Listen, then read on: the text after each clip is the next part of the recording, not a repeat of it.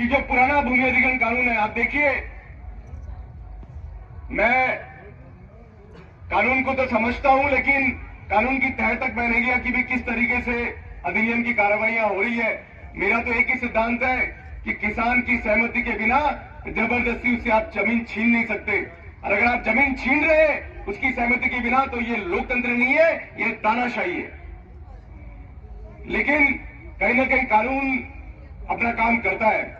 अभी सुनील जी ने बताया, मैं वही बात दोहरा रहा हूं। सुनील जी, 2017 में यही जमीन है, यहीं पर ही पुलिस प्रशासन के बलबूते पर 15 सितंबर या 14 सितंबर की घटना होगी 2017 में, पुलिस प्रशासन के बलबूते पर यहीं पर ही जेडीयू ने अपना काम करना चालू कर दिया, और 3 से 4 दिन का समय बीत गया, वो सड़क का काम चलते चलते यहां तक आ गया, और आगे डरा धमकाकर किसानों की जमीनें छीनने की कार्रवाई चालू हो गई। हमने 3-4 दिन तक का इंतजार किया। 3-4 दिन में जितने भी लोग यहां पर सरकार की या पार्टियों की दलाली कर रहे हैं, उन लोगों ने भी बैठकर तमाशा देखने के अलावा कोई काम नहीं किया, क्योंकि वो लोग तो खुद चाहते हैं कि ये जमीनें जल्दी से जल्दी सरेंडर हो जाए, ताकि उनके माथे पे ये जो एक जिम्मेदारी है पार्टियों की तरफ से, सरकारों की तरफ से, उस जिम्मेदारी से वो मुक्त हो। 4-5 दिन का समय बीत जाने के बाद भी कोई इन किसानों की मदद करने के लिए नहीं आया। तब जाकर हम लोगों ने यहां पर एक मीटिंग करी, और मीटिंग में हमने तय किया कि जमीन बचानी है कि नहीं बचानी है। तो आज ये जितने लोग यहां बैठे हैं, हम सब ने मिलकर तय किया कि हाँ, जमीन हमें बचानी है, हमें अपना स्वाभिमान बचाना है। तो मैंने कहा कि तो फिर है, तो इस काम को हमें रोकना होगा, और हमने मिलकर 17 सितंबर 2017 के अंदर हमने उस काम को यहां पर रुकवा दिया, और यहीं पर हम लोग धरना लेकर बैठ गए। लगातार हमारा धरना यहां पर चलता रहा 15 दिन तक, और 2 अक्टूबर 2017 का दिन था, हमने यहां पर जमीन समाधि सत्याग्रह शुरू कर दिया। और उसके पीछे हमारा उद्देश्य यही था कि किसान के लिए जमीन ही सब कुछ है, ये जमीन ही उसका स्वाभिमान है। इस जमीन में खेती करके ही वो अपनी फसल उगाकर अपना जीवन यापन कर रहा है, और एक अन्नदाता के रूप में पूरे देश का पालन कर रहा है। और आज जब जमीन उसे छीनी जा रही है, तो इस जमीन में दबकर ही, उस जमीन से ही वो ताकत लेगा, उस जमीन से ही ताकत लेकर सरकार के सामने अपनी आवाज बुलंद करेगा। तो हमने 2 अक्टूबर गांधी जयंती के दिन 2 अक्टूबर 2017 को जमीन समाधि सत्याग्रह शुरू किया, और सत्याग्रह शुरू करने के लगभग 29 दिन के बाद 31 अक्टूबर 2017 को हमारा वसुंधरा जी की सरकार के साथ समझौता होता है। और आप देखिए वो समझौता हमारा क्या होता है। हमने सरकार से ये कहा कि ये जो आप जमीन अवाप्त कर रहे हैं, इसके लिए जो सर्वे सरकार की तरफ से, जेडी की तरफ से जो सर्वे किया गया है, वो सर्वे गलत है। आपको इसका सर्वे दोबारा से करना चाहिए, और हमारे यहाँ के जितने भी किसान हैं, कॉलोनी वासी हैं, उनकी आर्थिक सामाजिक स्थिति का भी आपको आकलन उसमें करना होगा। तो ये हमने किसी कानून के आधार पे नहीं किया, हमने सिर्फ उन्होंने जो सर्वे की कार्रवाई उस समय करी थी, जिस पीटी सर्वे के आधार को आधार बनाकर उन्होंने जमीन अवाप्त किया है, उसको हमने चैलेंज किया कि वो सर्वे गलत है। और हमारा वो जो जमीन समाधि सत्याग्रह है वो स्थगित हुआ, और हमने सरकार को ये कहा कि भाई आप यहाँ का सर्वे दोबारा से करिए। लेकिन आज हमें ये, जब सुनील जी ने ये बात बताई है, तब आज हमें इस बात का पता चलता है कि वो सर्वे की कार्रवाई सिर्फ 5-6 दिन करी गई, वो भी केवल दिखाने के लिए, और 5-6 दिन के बाद फिर से किसानों के पास यहाँ पर पुलिस प्रशासन के बलबूते पर उन्होंने किसानों से टकराव किया, और टकराव करने के बाद यहाँ पर लाठीचार्ज किया गया।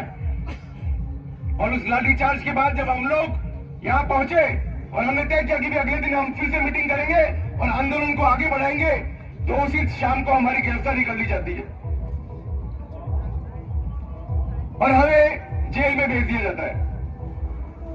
तो मैं ये कहना चाह रहा हूं कि आज हमें उस कार्रवाई को, आप देखिए सुनील जी ने आकर आपको बताया है कि वो सर्वे क्यों नहीं किया गया, आज तक उस सर्वे की रिपोर्ट उजागर क्यों नहीं की गई, क्योंकि सरकार को पता था कि अगर सर्वे हमने कर लिया तो हम कानून के शिकंजे में फंस जाएंगे और हमें जो 2004-5 की आप जिक्र कर रहे हैं कि पुराने कानून में भी केंद्र ने पुनर्वास और पुनर्व्यवस्थापन की जिम्मेदारी सरकारों की तय करी है, तो सरकार उस कानून के अंदर फंस जाती, इसलिए सरकार वहां से पैक हो गई और सरकार पीछे हट गई और वो सर्वे की रिपोर्ट आज तक हमारे बीच में नहीं है। तो हमारे ऊपर सरकार ने न केवल हमारी पीठ पे खंजर घोंपा, बल्कि सरकार ने अपने पैरों को मजबूत किया कि किसी भी तरीके से कानून में फंसना नहीं है।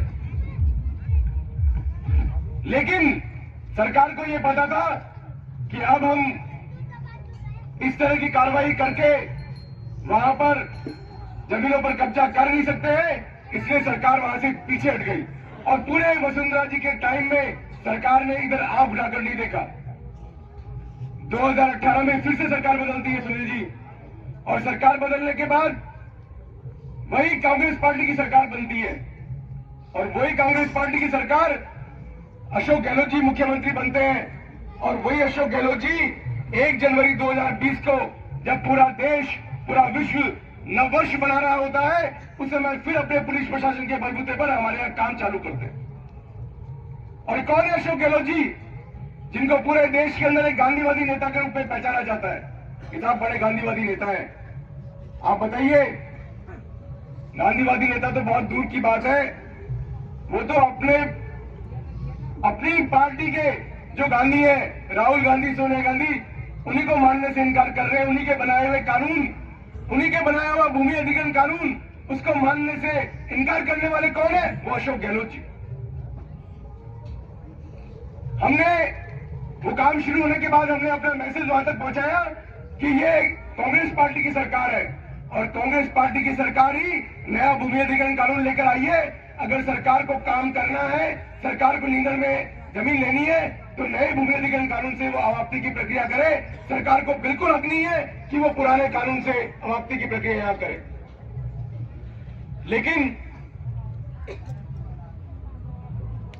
कांग्रेस की सरकार में कांग्रेस के बनाए हुए भूमि अधिग्रहण कानून का पालन नहीं किया गया और जबरदस्ती पुलिस प्रशासन के बलबूते पर यहां काम करने की कोशिश की और फिर से हमारे नींदड़ के इन किसानों ने, कॉलोनी वासियों ने मिलकर उस काम को रुकवाया और फिर से हमारा यहां पर जमीन समाधि सत्याग्रह शुरू हुआ और लगभग 45 दिन तक हमने यहां पे जमीन समाधि सत्याग्रह किया। कई दौर की वार्ता हमारी जयपुर विकास प्राधिकरण के साथ भी हुई, लेकिन कोई रिजल्ट नहीं निकला और हमारे जमीन समाधि सत्याग्रह के कारण फिर से सरकार को एक बार हमसे बात करने के लिए मजबूर होना पड़ा और फिर हमें एक एम्पावर्ड कमेटी से बात करने का भरोसा दिलाया गया। एम्पावर्ड कमेटी भी आप देखिए 20 फरवरी 2020 को वो एम्पावर्ड कमेटी बनती है और हमें अभी 1 महीने पहले पता चला कि वो एम्पावर्ड कमेटी क्यों बनी। वो एम्पावर्ड कमेटी इसलिए बनी कि हमारे यहाँ पे पास में लोहा मंडी की अवाप्ति का मामला था।